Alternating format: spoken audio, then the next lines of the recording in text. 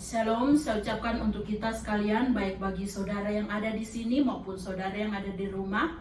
Sekali lagi, Shalom. Shalom. Saudara yang kekasih di dalam nama Tuhan, baiklah pada saat ini kita hendak mempersiapkan hati kita. Kita mau beribadah, memuji, memuliakan akan nama Tuhan.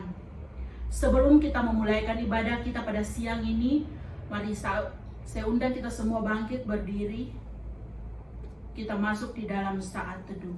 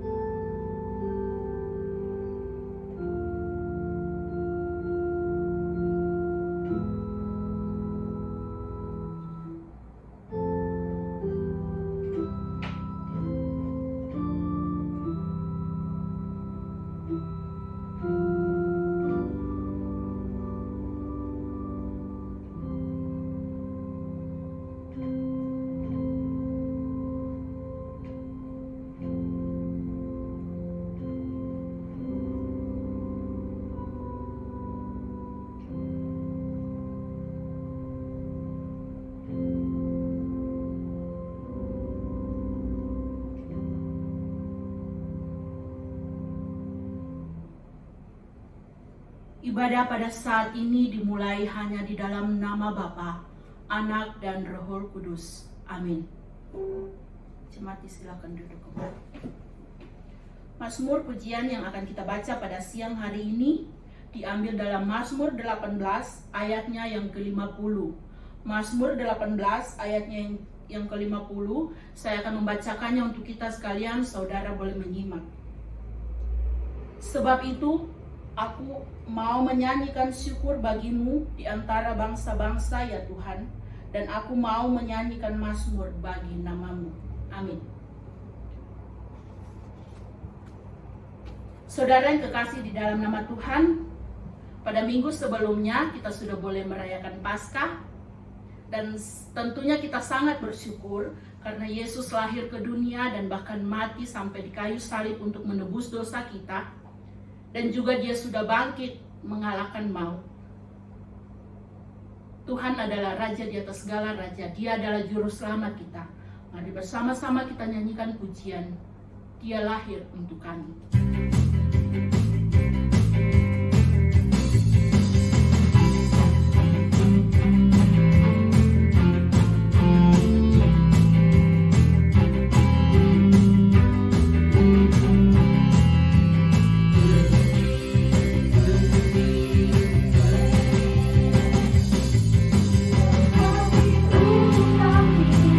Dia mati untuk kami, dia bangkit bagi kami.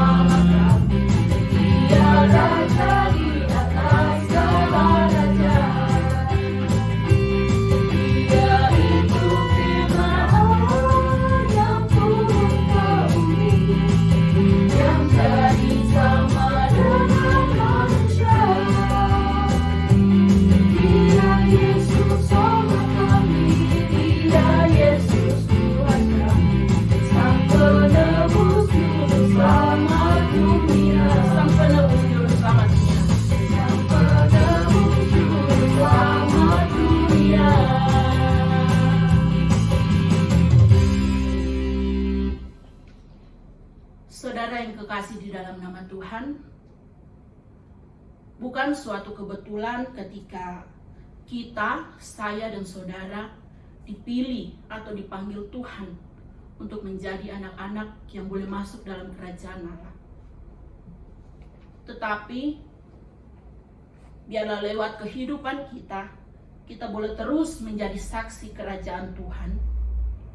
Dan biarlah kita bisa jadi pendoa-pendoa bagi diri kita pribadi, bagi keluarga kita, bagi sesama, dan juga bagi bangsa kita.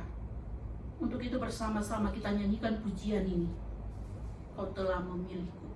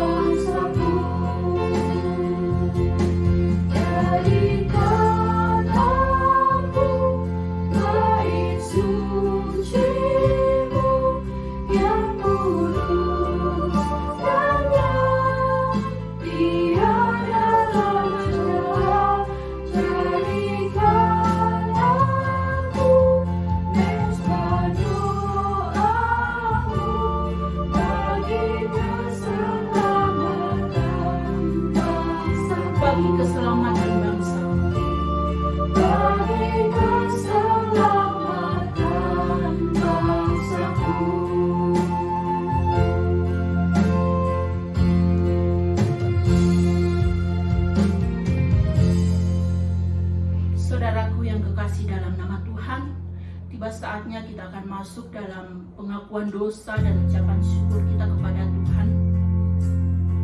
Firman Tuhan di dalam 1 Petrus 1 ayat 18 hingga ayatnya ke-19 berkata demikian. Sebab kamu tahu bahwa kamu telah ditebus dari cara hidupmu yang sia-sia, yang kamu warisi dari nenek moyangmu itu bukan dengan barang yang fana, bukan pula dengan perak dan emas, melainkan dengan darah yang mahal, yaitu darah Kristus yang sama seperti darah anak domba yang tak bernoda dan tak bercacat. Biarlah lewat pujian ini kita benar-benar mau mengakui dosa kita di hadapan Tuhan, dan kita bersyukur atas kasih Tuhan lewat pengorbanannya di kayu salib. Kita boleh dimenangkan sebagai anak Allah. Mari kita nyanyikan pujian ini seperti yang kau ingini.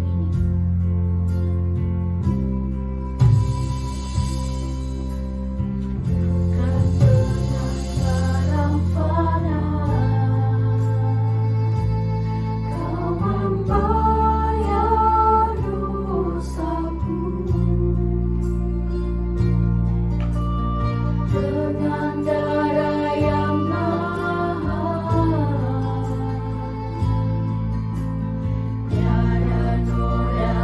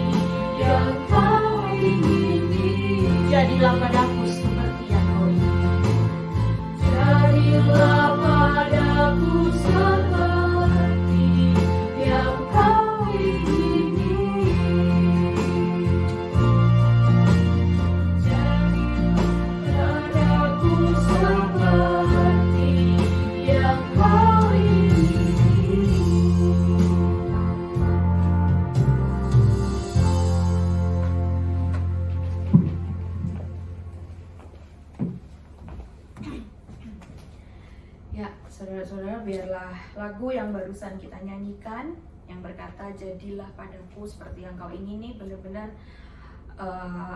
kita nggak cuma nyanyi, nggak cuma ngomong, tapi benar-benar bisa kita lakukan. Di situ dikatakan, ku telah mati dan tinggalkan cara hidupku yang lama. Mari kita hari ini mau periksa hati kita. Sudahkah kita benar-benar meninggalkan cara hidup kita yang lama? Benarkah semua yang sudah terjadi itu semuanya sia-sia dan gak berarti lagi ketika kita itu datang kepada Tuhan? Minggu lalu kita berbicara soal bagaimana dampak kebangkitan Kristus itu mengubahkan gaya hidup kita. Kuasanya itu begitu besar, seharusnya sampai kita itu bisa berubah. Tapi kalau sampai hari ini pun masih banyak hal dalam hidup kita yang belum bisa kita rubah, mari kita datang kepada Tuhan. Teman-teman yang mungkin saudara-saudara yang bisa bertelut, yang bisa berdoa boleh bertelut. Kalau yang mau duduk juga nggak apa-apa. Kita sama-sama mau datang kepada Tuhan. Walaupun kita cuma di rumah, kita cuma nonton dari handphone, tapi biarlah kita boleh sungguh-sungguh datang kepada Tuhan. Kita mohon ampun akan segala kesalahan dan dosa kita di hadapan Tuhan. Kita mohon Tuhan yang menyucikan kita. Mari kita berdoa.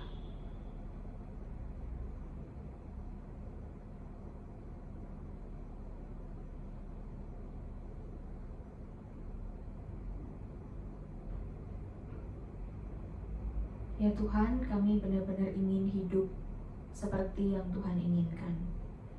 Kami ingin Tuhan meninggalkan cara hidup kami yang lama. Kami ingin Tuhan ketika orang melihat kami, orang melihat Kristus. Kami ingin ketika dalam hidup kami, apapun yang kami lakukan, kami sungguh bisa memuliakan nama Tuhan.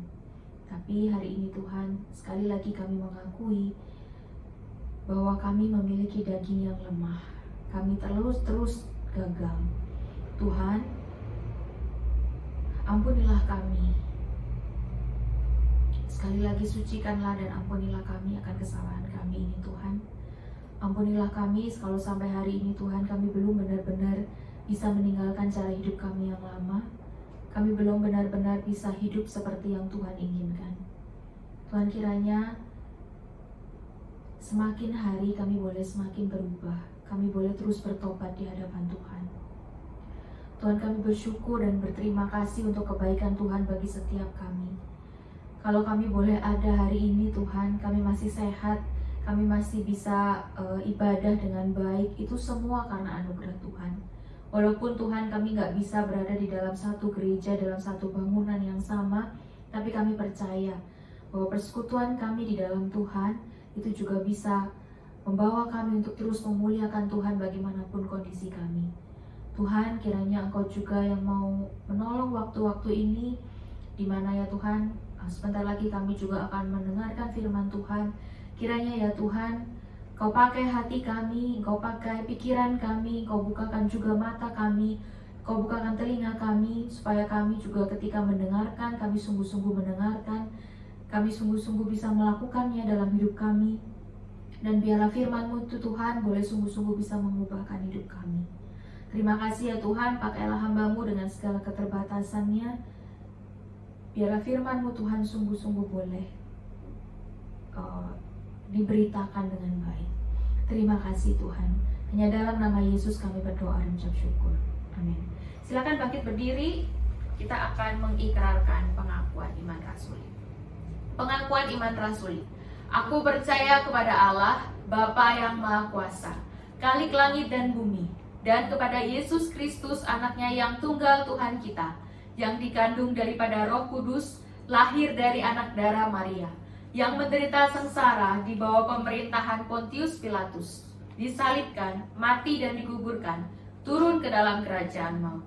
Pada hari yang ketiga, bangkit pula dari antara orang mati, naik ke surga, duduk di sebelah kanan Allah, Bapa yang Maha Kuasa.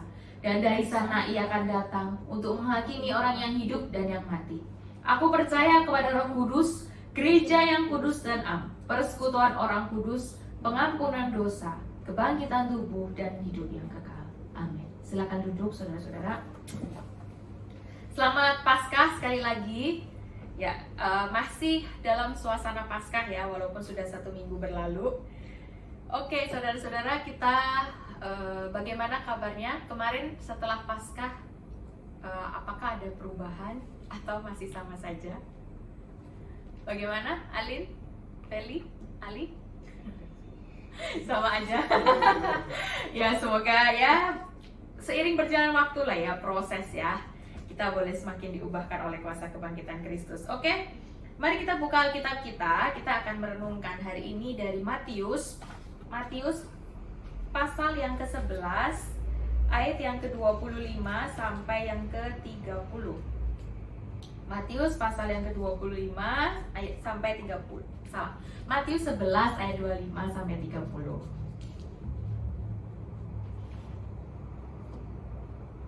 Sudah? Boleh tolong Ali sama Feli gantian bacain 25 terus sampai 30. Dulu Ci. Ya, silakan. Matius 11 ayat 25 sampai 30. Ajakan juru selamat. Pada waktu itu berkatalah Yesus, "Aku bersyukur kepadamu Bapa, Tuhan langit dan bumi, karena semuanya itu Engkau sembunyikan bagi orang bijak dan orang pandai, tetapi Engkau nyatakan kepada orang kecil. Ya Bapa, itulah yang berkenan kepadamu. Semua telah diserahkan kepadaku oleh Bapakku, dan tidak seorang pun mengenal anak selain Bapa, dan tidak seorang pun mengenal Bapa selain anak, dan orang yang kepadanya anak itu berkenan menyatakannya. Marilah kepadaku semua yang letih lesu dan berbeban berat, aku akan memberi kelegaan kepadamu. Pikulah kuk yang kupasang dan belajarlah padaku, karena aku lemah lembut dan rendah hati, dan jiwamu akan mendapatkan ketenangan. Sebab kuk yang kupasang itu enak dan bebanku pun ringan." Ya, terima kasih Feli dan Ali. Bagus ya, Feli Ali. Aku baru sadar. Terima kasih ya, biarlah firman yang tadi barusan kita baca, walaupun kita nggak membacanya dengan buka suara gitu ya, tapi kita semoga tadi mengikutinya dan firman itu benar-benar berbicara kepada kita. Nah, saudara sekalian, ini mungkin ayat yang ke-28, ya 28 itu sampai 30 lah, itu sering banget kita baca ya. Ya kan? Mungkin itu udah jadi ayat hafalan orang-orang Kristen. Saudara, mari kita hari ini melihat kembali ajakan juru selamat. Apa maksudnya dari perikop ini? Saudara, saya ingin memberi sedikit judul. Apa sih artinya menjadi Kristen? Saudara, kalau ditanya, Kristen itu apa? Kenapa kamu bisa bilang bahwa kamu adalah orang Kristen? Gimana? Alin? Kenapa kamu bisa bilang bahwa kamu tuh orang Kristen? Karena aku sudah dipilih oleh Tuhan Yesus Kristus untuk menjadi anaknya. Oke, karena Alin sudah dipilih untuk menjadi milik Tuhan Yesus Kristus, menjadi anaknya. Oke, kalau Feli apa, Li? Apa? Kenapa kamu bilang bahwa kamu tuh Kristen? Karena aku terpanggil oleh Tuhan untuk berusaha sebisa mungkin taat pada Tuhan. Karena Feli dipanggil oleh Tuhan supaya sebisa mungkin taat sama Tuhan, gitu ya. Saudara, kalau ditanya kamu tuh kenapa jadi Kristen, kenapa, jawaban orang tuh beragam-ragam, ya kan? Tapi kalau misalnya kebanyakan ya saudara yang saya dengar, kalau misalnya ada orang bilang, dia itu Kristen loh, kemungkinan kebanyakan itu orang akan bilang orangnya itu harusnya baik, ya kan? Harusnya harusnya itu diberkati, ya kan? Sering kan bilang gitu. Ya, makanya saya pernah sekali ketemu sama orang, dia bilang begini sama saya, masa Tuhan itu gak akan memberkati kita dengan berlimpah-limpah? Malu dong kita jadi Kristen, malu dong Tuhan, kita malu-maluin Tuhan dong kalau kita gak kaya. Dia bilang gitu, saudara. Terus menurut saudara itu benar gak? Hah? Malu dong Tuhan kalau misalnya kita gak kaya? Nggak benar. Kan Tuhan nggak berkatin kita berlimpah-limpah dong jadinya. Gimana? Kan mengikut Tuhan nggak perlu harus punya harta banyak waktu. Mengikut Tuhan nggak harus punya harta banyak gitu ya. Nah, saudara-saudara sekalian, hari ini kita mau semakin mendalami kenapa kita disebut Kristen. Bagaimana kita itu bisa benar-benar menjadi Kristen yang bukan cuman Kristen KTP, ya kan?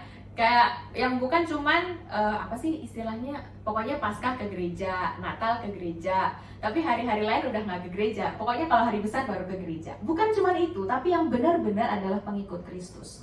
Saudara, di sini kalau kita lihat di ayat ke-25 sampai 30 sebenarnya ada beberapa hal. Yang pertama, saudara, seorang Kristen. Kristen itu artinya pengikut Kristus. Pengikut Kristus, saya akan lebih mendalam di sini, dalam arti saya nggak akan sebut Kristen, tapi anak murid-murid Kristus, murid-murid Tuhan, karena di sini konteksnya adalah murid-murid Tuhan, ya. Seorang murid Tuhan itu tahu siapa penguasa langit dan bumi. Kalau kita lihat di ayat yang ke-25, ini Yesus berdoa. Dia berkata, "Aku bersyukur kepadamu Bapa, Tuhan langit dan bumi." Saudara, orang Kristen, orang pengikut Kristus, murid-murid Tuhan yang mengaku bahwa dia ini adalah muridnya Tuhan, orang itu harusnya tahu bahwa penguasa langit dan bumi, penguasa yang mengatur segala sesuatunya adalah Tuhan, yaitu Bapa. Dan artinya, saudara, apapun yang terjadi di dalam dunia ini, mau sesuatu itu terjadi baik atau buruk, semua itu ada di dalam kedaulatan Tuhan. Percaya di sini, teman-teman? Percaya? Kalau gitu, kalau misalnya kita percaya bahwa segala sesuatu itu ada di dalam kedaulatan Tuhan, percaya, berarti kalau misalnya Tuhan izinkan kita gak ada di dalam kondisi yang baik, itu pun ada dalam kedaulatan Tuhan. Dan kalau kita lihat, Yeremia juga berkata bahwa Tuhan itu gak pernah merancangkan buat kita itu rancangan yang jelek, rancangan kecelakaan. No, Tuhan itu selalu merancangkan yang baik buat kita. Bahkan di saat mungkin hidupku dan hidupmu hari ini kurang baik, saudara, mungkin kita dalam kondisi yang kurang baik, baik kesehatan, ekonomi, atau sebagainya, masalah lainnya, itu pun Tuhan pakai untuk sedang merencanakan rencana yang baik untuk kita. Kalau kita percaya akan kedaulatan Tuhan, maka seharusnya kita juga percaya bahwa Tuhan gak akan pernah menjatuhkan kita, ya. Segala sesuatu yang terjadi di dunia ini pasti ada maksudnya. Segala sesuatu terjadi ini gak pernah bikin Tuhan itu kaget. Oh iya, ini terjadi ya? Terus tiba-tiba Tuhan, aduh gimana ini, gimana supaya aku bisa menolong? Enggak, Tuhan gak pernah kaget, saudara. Gak kayak kita shock tiba-tiba ada corona, terus shock begini ya, kenapa tiba-tiba suasananya jadi seperti ini, aku harus di rumah dan sebagainya. Tuhan gak shock, Tuhan tahu ini semua akan terjadi. Saudara, seorang murid Kristen, sekali lagi, murid Kristus itu tahu siapa penguasa langit dan bumi, tahu bahwa Bapa yang berdaulat. Dan yang kedua, saudara, di ayat yang ke-25 masih dikatakan bahwa seorang murid Kristen, seorang murid Yesus itu bukan orang yang pintar. Lucu ya, di sini dikatakan karena semuanya itu engkau sembunyikan bagi orang bijak dan orang pandai, tetapi engkau nyatakan kepada orang kecil.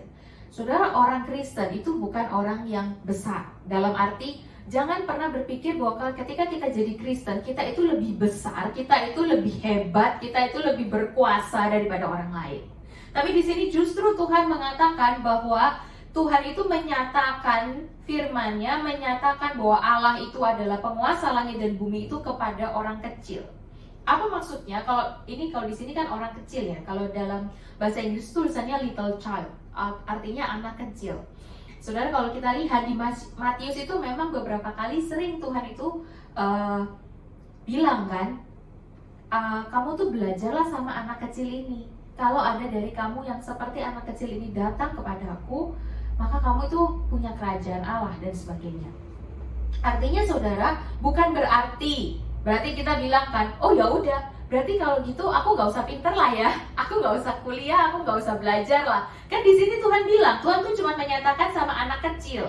Tuhan gak menyatakan sama orang yang bijak dan orang yang pandai. Jadi kita gak usah bijak, gak usah pandai. Yang penting kita jadi anak kecil aja yang gak tahu apa-apa, yang begitu polosnya. No, gak segampang itu maksudnya, saudara.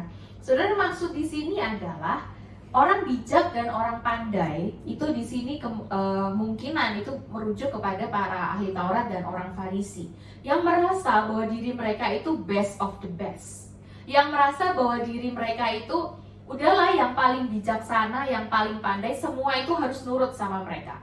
Bahkan kebenaran kitab Taurat itu dibikin sedemikian rupa sama mereka, ditambah-tambahin sesuai dengan pikiran mereka, sesuai dengan apa yang mereka anggap benar. Dan itu akhirnya membuat banyak orang itu bukannya happy, bukannya damai, tapi malah tertekan, berbeban berat gitu ya saudara. Saudara, bukan itu. Tuhan pakai kita akal yang kita dikasih sama Tuhan, pikiran, itu bukan untuk menyatakan bahwa kita lebih daripada orang lain. Tetapi Tuhan ingin supaya kita tetap rendah hati dan punya hati seperti anak kecil. Anak kecil itu saudara mudah sekali. Kalau misalnya kita lihat ilmu parenting ya, papa mama mungkin ya, atau mungkin yang mau jadi ibu, mau jadi bapak di sini. Kalau kita lihat ilmu parenting, anak-anak itu saudara itu harus diajar itu mulai dari kecil. Fase dari dia bayi sampai 5 tahun itu gak boleh ditinggal sama papa mamanya. Jadi papa mamanya itu harus benar-benar di samping dia. Makanya itu kalau sekarang banyak orang yang mempercayakan suster untuk anak-anaknya, nanti anak-anaknya gedenya kayak susternya, bukan kayak mama papanya gitu. Karena yang mendidik itu susternya, bukan papa mamanya kan. Nah itu sebenarnya gak boleh, dalam arti karena dalam fase dimana dia masih kecil, anak-anak itu lebih mudah untuk diajari. Ya, jadi kalau misalnya diajarin terima kasih, diajarin perkataan maaf, mereka lebih mudah menerima. Tapi kalau udah agak beranjak dewasa, saudara, mereka udah ketemu teman, mereka udah lihat A, B, C, D semua, mereka akan membantah dengan ininya kan, dengan gampangnya. Enggak, teman-temanku nggak gitu, guruku nggak bilang gitu. Tapi kalau anak kecil itu akan lebih dengar sama orang tuanya, sama dengan kita. Tuhan pengen kita punya hati, walaupun badan kita besar, walaupun usia kita sampai kita itu udah 70, 80, 90, hati kita itu seperti anak kecil yang selalu mau diajar sama Tuhan. Hati kita itu seperti anak kecil yang kalau misalnya Tuhan bilang apa, iya Tuhan, gak pakai nawar, tapi Tuhan gitu. Seringkali kita gitu kan, kalau Tuhan bilang, kamu gak boleh loh gak boleh loh melakukan hal yang gak berkenan di hadapan Tuhan, misalnya kamu gak boleh nyontek loh, itu yang anak yang biasa ya, kamu gak boleh nyontek. Tapi Tuhan ini susah banget, kalau aku gak nyontek, waduh Tuhan, aku gak bisa lulus gimana? Tuhan yang malu loh nanti, gimana? Gitu. Akhirnya kita mulai apa sih namanya itu ya, hitung-hitungan sama Tuhan. Mulailah kita tawar-menawar sama Tuhan. Bolehlah Tuhan sedikit aja. Terus kayak misalnya Tuhan bilang, janganlah nonton video porno. Aduh Tuhan, udah kebuka dikit aja. 1 menit lah, 1 menit. Gitu. Ada tawar-menawar yang kita lakukan sama Tuhan. Karena kita ini merasa bahwa kita ini lebih bijak dan kita itu lebih pandai. Padahal sebenarnya kita itu bodoh. Saudara, kalau kita lihat, kita buka 1 Korintus pasal yang pertama. 1 Korintus pasal yang pertama. Ini ayat yang mungkin juga sering kita dengarkan, ayat yang ke-27. Tetapi apa yang bodoh bagi dunia dipilih Allah untuk memalukan orang-orang yang berhikmat. Dan apa yang lemah bagi dunia dipilih Allah untuk memalukan apa yang kuat. Dan apa yang tidak terpandang dan yang hina bagi dunia dipilih Allah, bahkan apa yang tidak berarti dipilih Allah untuk meniadakan apa yang berarti, supaya jangan ada seorang manusia pun yang memegahkan diri di hadapan Allah. Jadi saudara, intinya itu bukan berarti oke, kalau gitu aku harus jadi orang bodoh. Oke, kalau gitu aku harus jadi orang lemah. Oke, aku akan membiarkan diriku ditindas oleh siapapun. Karena Tuhan justru pilih orang yang bodoh, orang yang tertindas, orang yang gak berarti. Bukan begitu. Tapi di ayat yang ke-30 jelas maksudnya adalah supaya tidak ada satu manusia pun. Ayat 29 maaf, tidak ada satu manusia pun yang memegahkan diri di hadapan Allah. Apalagi kita anak-anaknya saudara. Sekali lagi saya ulang yang pertama, Tuhan itu berdaulat atas hidup kita. Tuhan itu penguasa langit dan bumi.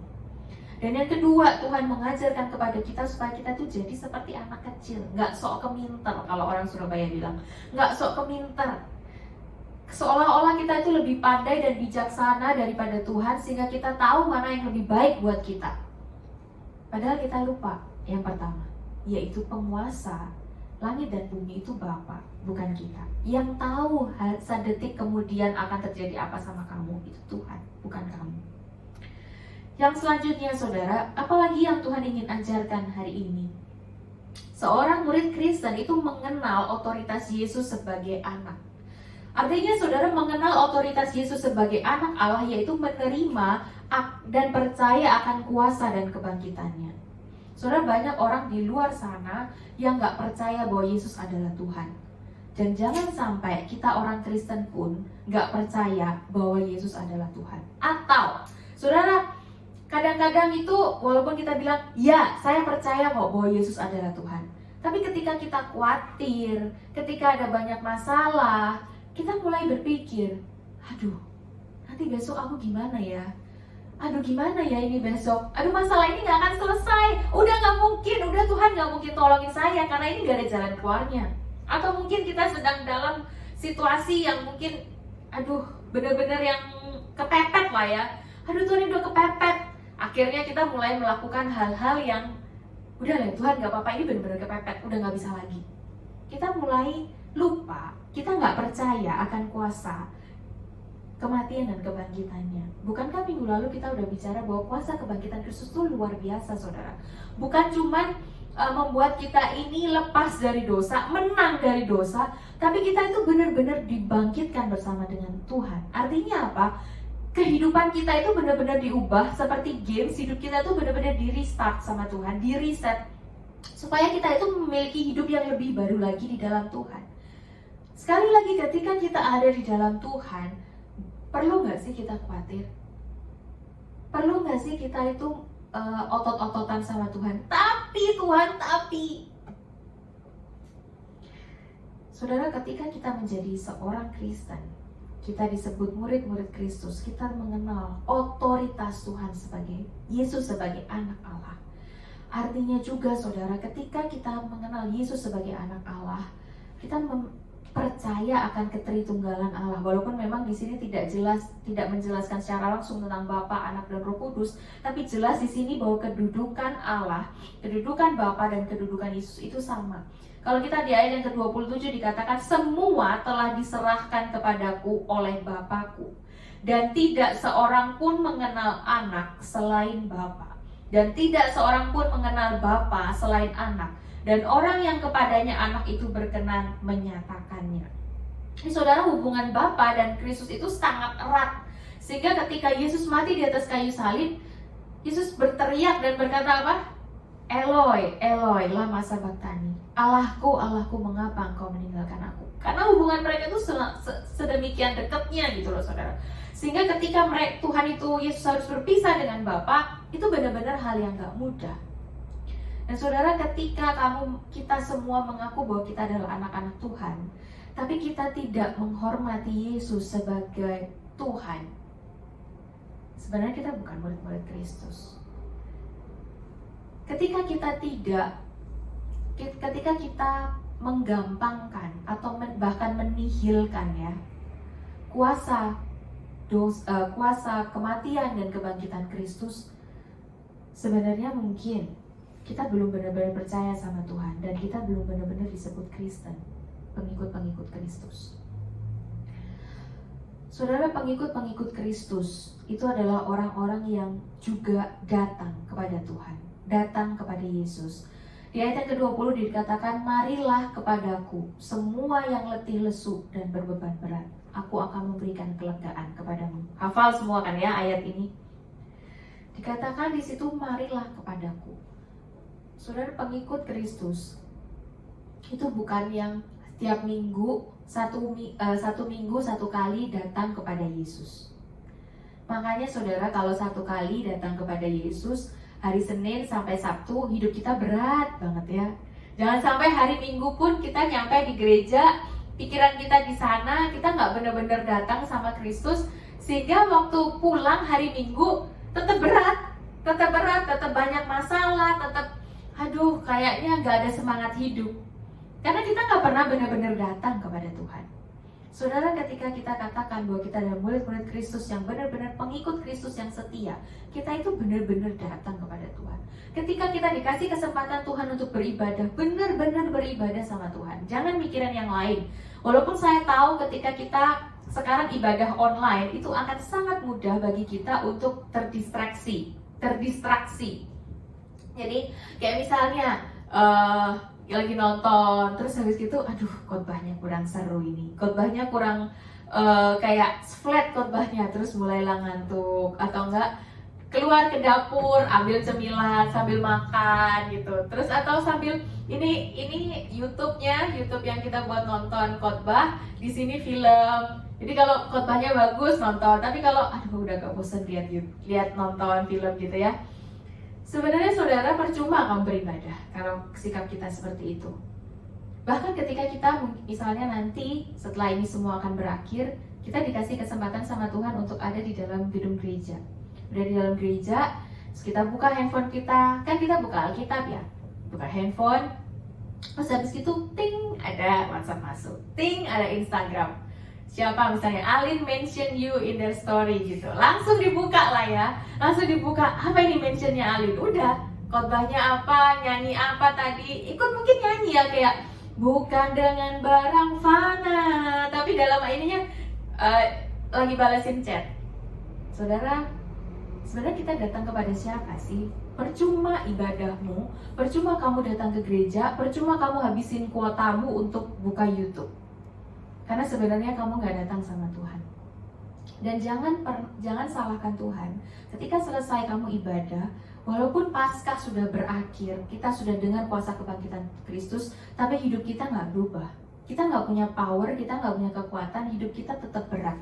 Jangan salahkan Kristus. Dan jangan salahkan yang khotbah juga, jangan salahkan yang pelayanan. Itu nyanyinya yang tadi ya, Alin itu MC-nya kurang bagus, kurang bisa ngangkat. Jangan salahkan itu. Mungkin hati kita yang gak siap, hati kita yang gak sungguh-sungguh. Saudara, orang zaman dulu itu nyanyi, kalau ibadah, pernah denger gak? Pernah denger musiknya orang zaman dulu gak? Jadi mereka itu nyanyinya itu gak kayak kita, gak pakai musik begini-begini ya, yang enak-enak. Nyanyinya kan pakai yang timur tengah gitu, dan semua nyanyinya itu kitab Mazmur. Kalau saudara ada kesempatan nanti ya, coba cari lagu aslinya kitab Mazmur, itu ada lagu-lagunya, bener-bener bikin ngantuk. Bener-bener bikin ngantuk. Saya tuh pernah dengerin gitu ya, kan dosen saya itu suka sekali dengan bahasa asli Alkitab. Jadi dia tuh idolanya itu bangsa Israel. Saya nggak tahu, dia tuh sampai tahu hari raya Sukot lah apa, dia bener-bener hafal semuanya. Bahkan lagu-lagu Mazmur itu dia punya, dan dia dengerin, bayangin dia udah tua. Kita kalau kuliah ya, orangnya udah tua, terus habis gitu kayak ngomongnya kan pasti pelan, terus habis itu dia melantunkan lagu seperti itu. Sangat mudah bagi kita untuk tertidur, saudara. Tapi luar biasanya orang-orang pada zaman itu, bahkan dosen saya ini, saya sangat menghormati dia. Jangan pikir saya ini ngomong di depan dia gitu ya. Enggak, cuman saya menghormati dia. Ketika dia mendengarkan lagu itu, saudara, mungkin lagu yang bagi kita itu sangat membosankan, tapi dia tuh semangat loh, saudara. Dia benar-benar semangat dan dia bisa terharu. Saya tuh sampai wow. Saya melihat itu, saudara, benar-benar berarti sebenarnya itu ketika kita ibadah, mau musiknya bagaimanapun, mau khotbahnya bagaimanapun, tapi ketika kita serius datang sama Tuhan, ketika kita serius mau sungguh-sungguh datang dan mencari Tuhan, itu kita tetap akan pulang dengan sesuatu. Kita gak akan pulang dengan sia-sia. Dan seorang anak-anak Tuhan, murid-murid Tuhan, itu seperti yang tadi saya katakan, punya hati seorang anak kecil yang mau diajar. Berapapun beratnya khotbahnya, betapapun misalnya ya kita ngomong itu khotbah gak masuk akal, gak bisa diterapkan dalam kehidupan nyata, itu khotbahnya gak mendarat gitu ya. Tapi itu pun ketika itu memang kebenaran, seharusnya itu akan berbicara kepada kita. Kalau kita punya hati seperti anak kecil, kecuali kalau kita punya hati seperti Orang Farisi dan ahli Taurat yang menganggap bahwa mereka pandai dan menganggap bahwa mereka bijaksana, kita nggak akan gampang untuk diajar sama Tuhan. Dan yang selanjutnya saudara, kita juga harus belajar dari Yesus. Kalau kita lihat di ayat yang ke-29, pikulah kuk yang kupasang dan belajarlah padaku. Saudara, bukan cuma datang kepada Yesus, kita juga mau diajar, kita juga mau belajar dari kehidupan Yesus. Tahun ini saudara, pendeta David Chu memberikan tema besar, yaitu, masih ingat gak? Lupa, terima kasih, puji Tuhan ya. Tiap hari mengikut Yesus. Tiap-tiap hari kita dengar sama Tuhan Yesus, artinya tiap-tiap hari kita belajar dari Yesus. Jadi saudara, bukan cuma hari Minggu kita belajar sama Yesus, tapi setiap hari. Jangan pernah lupakan saat teduhmu. Saudara, mungkin hari ini kita datang dengan kejenuhan sama saat teduh, karena saat teduh sepertinya Alkitab itu kayak nggak berbicara apa-apa sama kita, seperti barisan kalimat yang membosankan. Tapi saudara, terus saat teduh, jangan menyerah. Terus saat teduh, baca Alkitabmu, minta sama Tuhan. Kalau misalnya, saudara, saya juga pernah baca Alkitab dan saya ngerti secara pikiran itu ya. Maksudnya ini mau ngomong apa itu saya tahu. Tapi cuma sampai di sini, nggak nyampe di sini, dan nggak nyampe di sini. Artinya apa? Ngerti, tahu, tapi nggak memahami dan nggak melakukan. Karena itu kita harus doa sama Tuhan. Doa itu penting.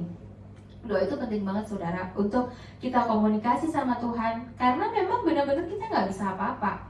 Kalau kita lihat di perikop ini dikatakan, Tuhan itu yang menyembunyikan bagi orang bijak dan bagi orang pandai. Artinya, kalau minggu lalu, kalau saudara-saudara masih ingat, para murid itu bisa sadar, bisa memahami kebangkitan itu setelah Yesus membukakan mata mereka. Setelah Yesus itu membukakan pikiran mereka. Itulah yang kita butuhkan saudara, ketika kita datang mendengarkan firman Tuhan. Ketika kita datang untuk bersaat teduh, kita butuh Tuhan untuk membuka pikiran kita, membuka mata kita, membuka hati kita. Karena itu, kalau sampai ketika kita saat teduh kita nggak merasakan apa-apa, nggak mendapatkan apa-apa, terus doakan, minta Tuhan buka pikiran kita, hati kita, dan supaya kita bisa melakukannya.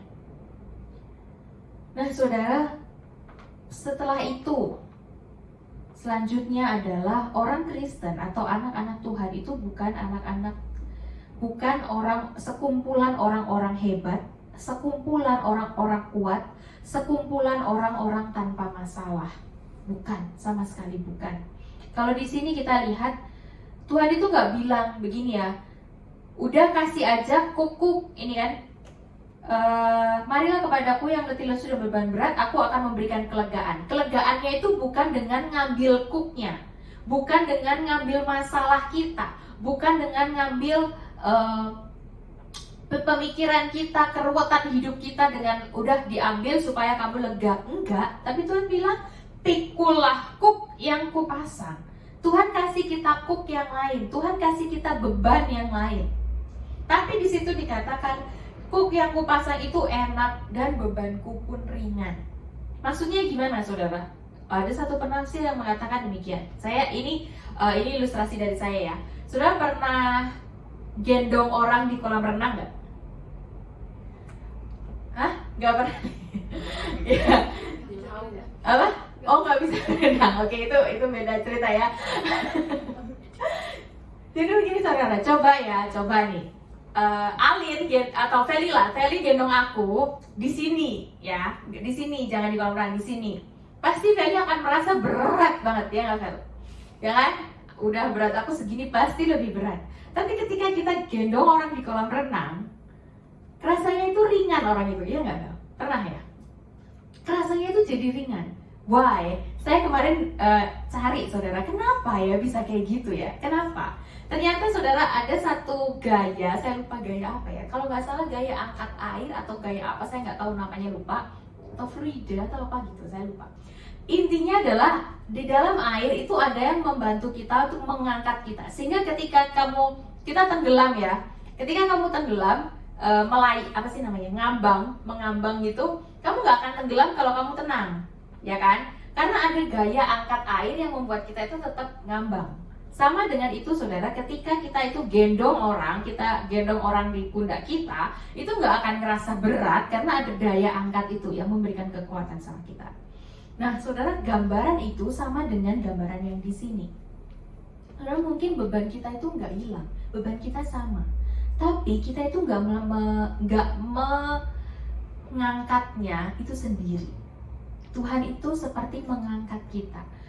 Saudara bayangkan ketika kamu berat gitu ya kan, kamu nunduk pasti kan. Kalau semakin berat semakin nunduk. Bayangkan Tuhan itu ada megang perut kamu atau dada kamu, terus dia itu menopang supaya kita itu tetap bisa jalan begini.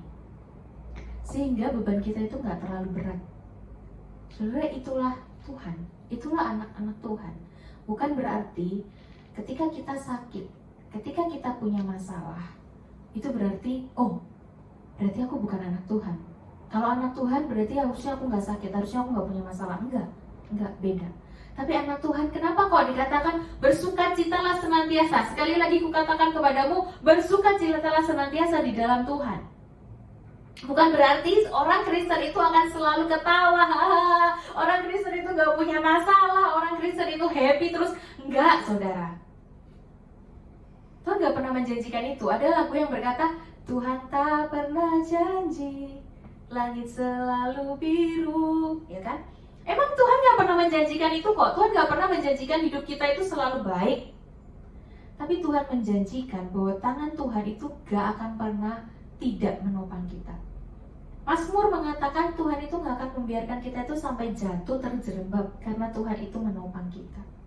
Kita mungkin jatuh, tapi kita gak akan pernah sampai jatuh, sampai nemen gitu ya, sampai mencium tanah gitu maksudnya. Saudara, itulah pengikut Kristus.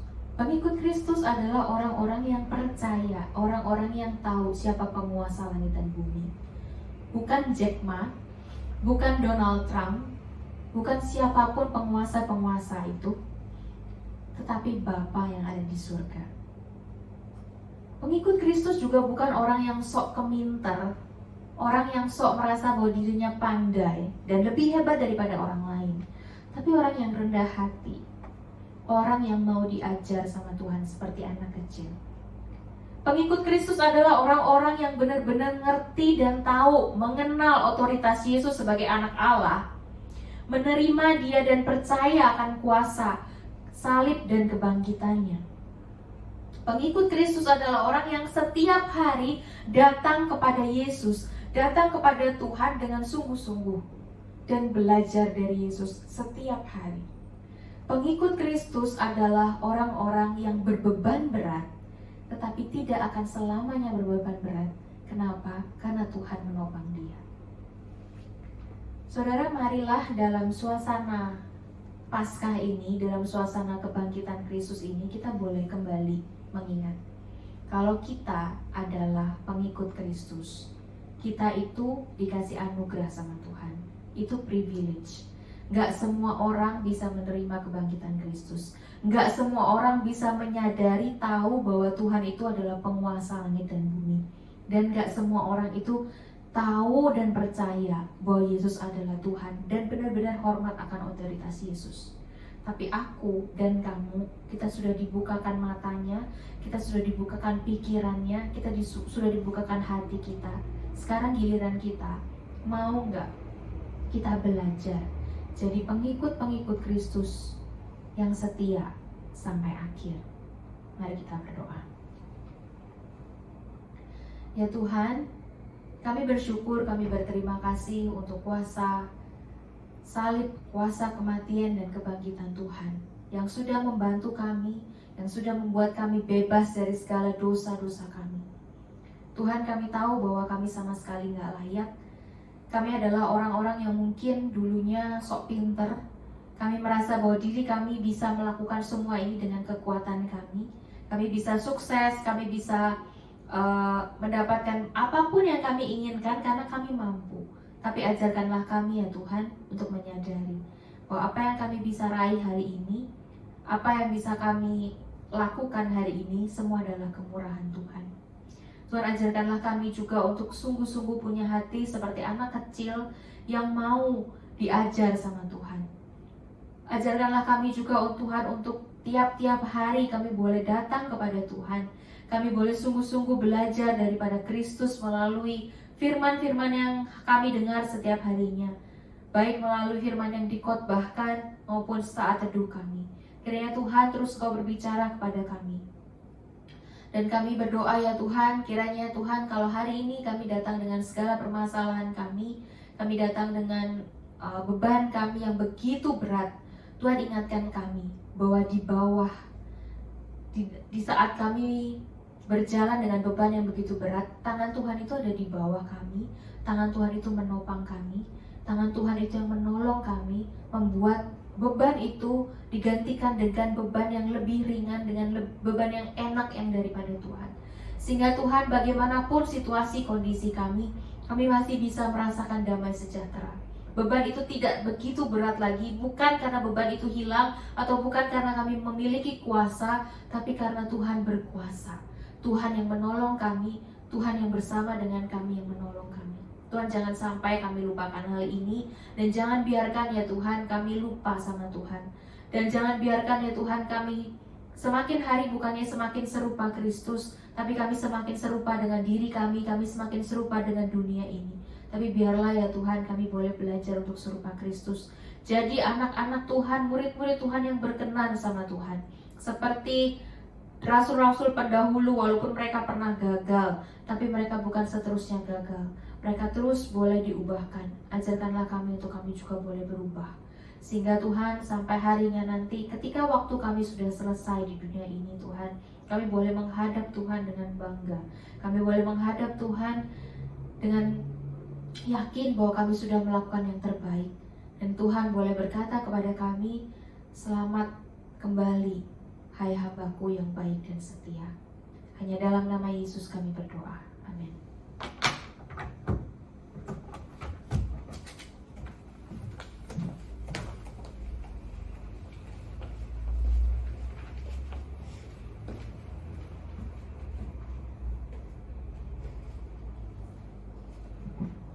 Bersama-sama kita ucapkan terima kasih kepada Evangelis Cynthia yang sudah membawakan firman Tuhan.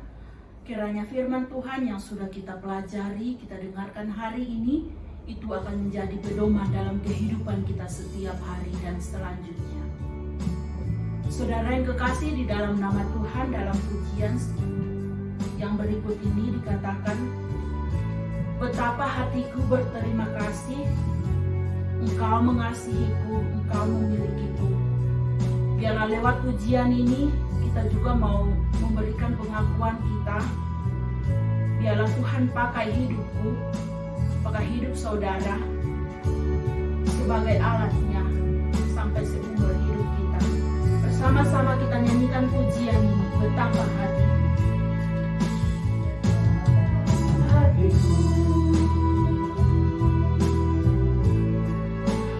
berterima kasih Tuhan, Kau mengasihiku, Kau memilikiku. Hanya ini Tuhan persembahanku.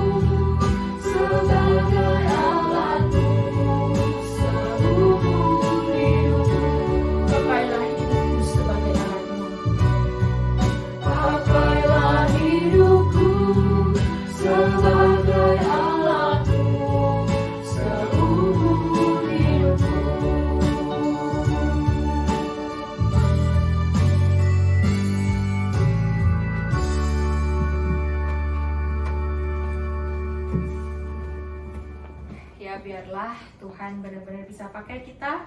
Kita benar-benar mau dipakai Tuhan untuk melayani Tuhan seumur hidup kita, sesuai dengan apa yang Tuhan kehendaki dalam hidup kita. Saudara, saya mau mengajak kita untuk berdoa. Kita akan berdoa untuk beberapa hal. Mari kita pakai waktu ini untuk berdoa. Yang pertama, saudara, marilah kita berdoa khususnya untuk corona yang terjadi dan yang belum selesai. Khususnya kita berdoa buat bangsa dan negara kita Indonesia, saudara. Kita serahkan ke dalam tangan Tuhan, supaya pemerintah, baik pemerintah daerah maupun pemerintah pusat, boleh cepat tanggap, tahu apa yang harus dilakukan supaya corona ini nggak semakin menyebar. Kita berdoa juga untuk setiap rakyat, masyarakat baik yang ada dimanapun ya saudara, khususnya di Indonesia, supaya juga mereka juga boleh sama-sama membantu pemerintah untuk memperlambat atau mengurangi bahkan menghentikan penyebaran virus ini, supaya semua orang juga boleh sama-sama bukan cuma menyalahkan pemerintah, tapi juga boleh bersatu padu untuk cepat-cepat menyelesaikan, membantu pemerintah. Mari sama-sama kita berdoa untuk doa yang pertama.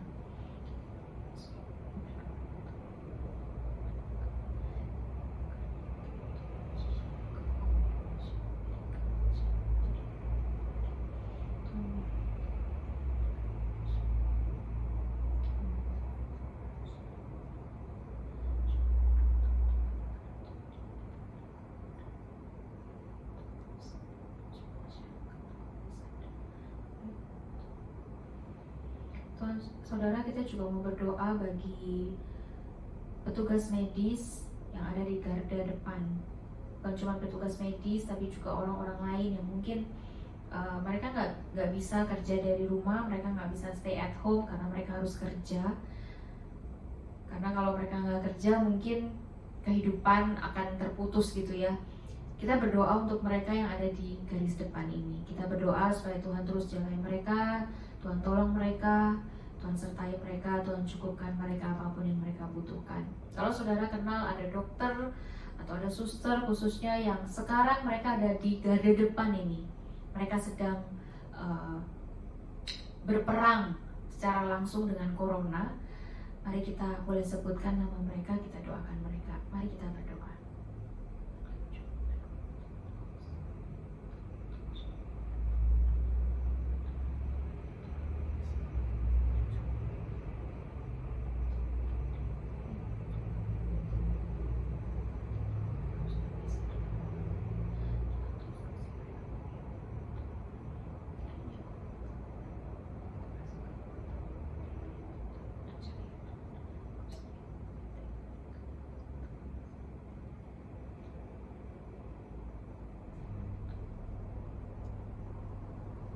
Kita juga berdoa untuk orang-orang Kristen di seluruh dunia.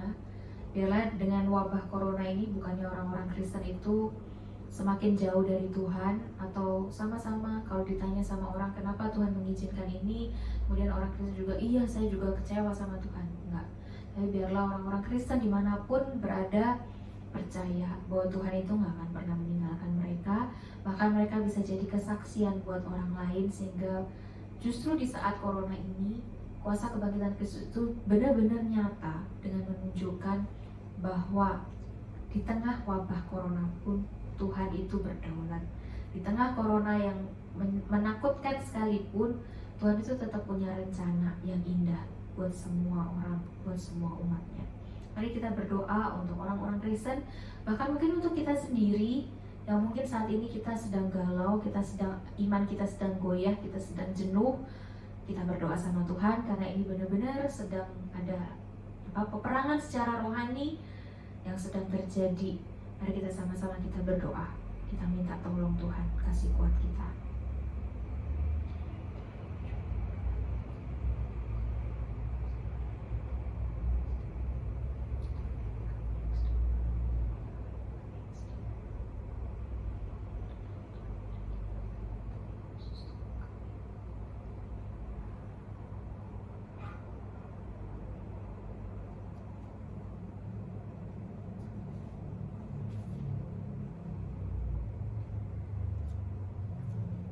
Surah Matius 11 ayat 28 berkata, "Marilah kepadaku semua yang letih lesu dan berbeban berat, aku akan memberi kelegaan kepadamu.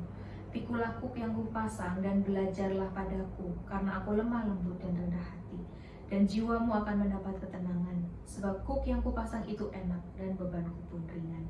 Kiranya ayat ini boleh menguatkan setiap kita, saudara.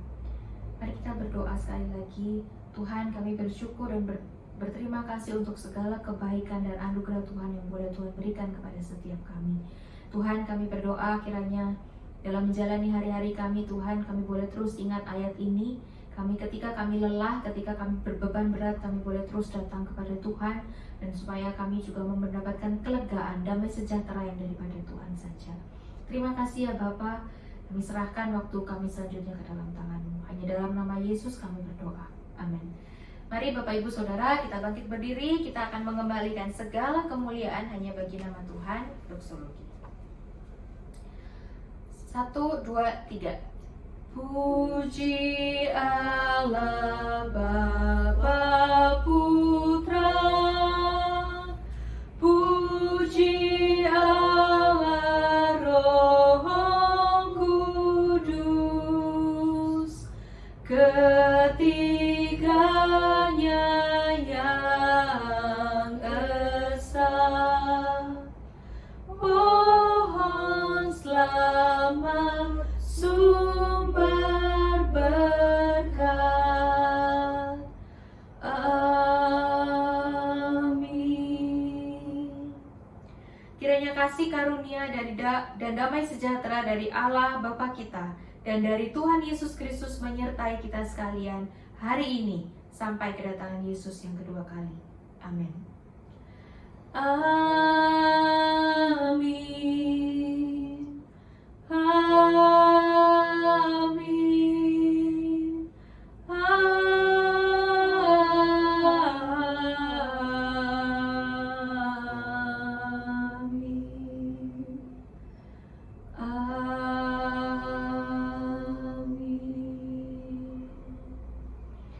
Silakan duduk. Saat teduh kebaktian selesai. Tuhan Yesus memberkati.